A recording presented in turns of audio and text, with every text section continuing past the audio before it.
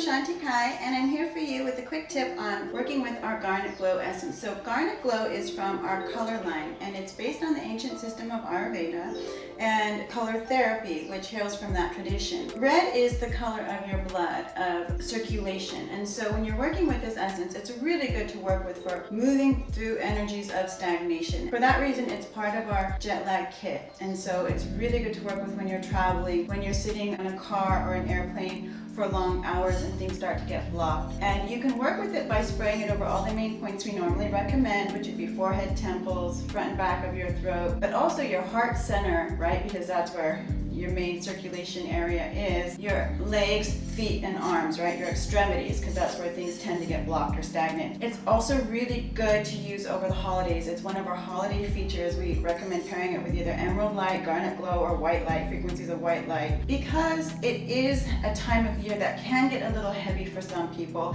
and it can get very overwhelming. And for that reason, working with this essence helps keep you in the flow and moving through things, inspires passion, motivation, and action. And so it's a really good essence just to stay on track and motivated. So that is our frequency of Radiant Red Garnet Glow Master Essence. Thank you very much.